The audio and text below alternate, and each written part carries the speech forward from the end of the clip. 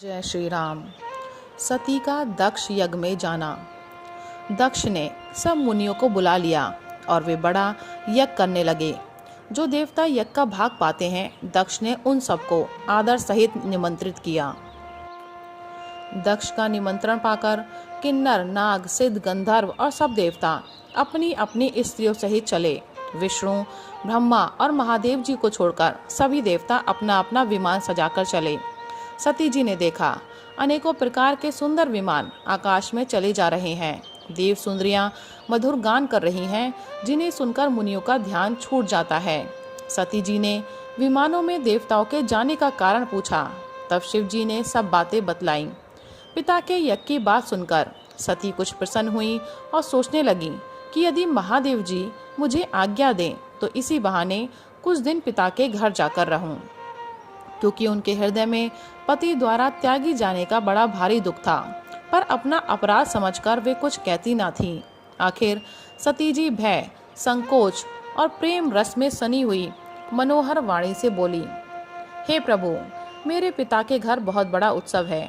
यदि आपकी आज्ञा हो तो हे कृपाधाम, मैं आदर सहित उसे देखने जाऊं।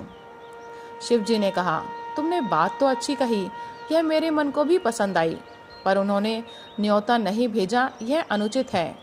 दक्ष ने अपनी सब लड़कियों को बुलाया है, किंतु हमारे वैर के कारण उन्होंने तुमको भी बुला दिया। एक बार ब्रह्मा की सभा में हमसे अप्रसन्न हो गए थे, उसी से वे अब भी हमारा अपमान करते हैं। हे भवानी, जो तुम बिना बुलाए जाओगी तो ना शील स्नेही रहेगा और ना मान मर्यादा ही रहेगी। यद्यपि इसमें संदेह नहीं कि मित्र, स्वामी, पिता और गुरु के घर बिना बुलाए भी जाना चाहिए, तो भी जहाँ कोई विरोध मानता हो उसके घर जाने से कल्याण नहीं होता। शिव जी ने बहुत प्रकार से समझाया, पर होनहारवश सती के हृदय में बोध नहीं हुआ। फिर शिव जी ने कहा कि यदि बिना बुलाए जाओगी तो हमारी समझ में अच्छी बात ना होगी। शिव जी ने बहुत प्रकार से कहकर देख लिया, किंतु जब सती किसी प्रकार भी नहीं रुकी, तब त्रिपुरारी महादेव जी ने अपने मुख्य गणों को साथ देकर उनको विदा कर दिया।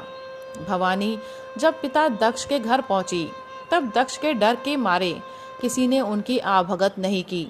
केवल एक माता भले ही आदर से मिली, बहनें बहुत मुस्कुराती हुई मिली। दक्ष ने तो उनकी कुछ कुशल तक नहीं पूछी। सती जी को देखकर उल्टे उनके सारे अंग जल उठे। तब सती ने जाकर यज्ञ देखा तो वहां कहीं शिव जी का भाग दिखाई नहीं दिया। तब शिव जी ने जो कहा था वह उनकी समझ में आया। स्वामी का अपमान समझकर सती का हृदय जल उठा।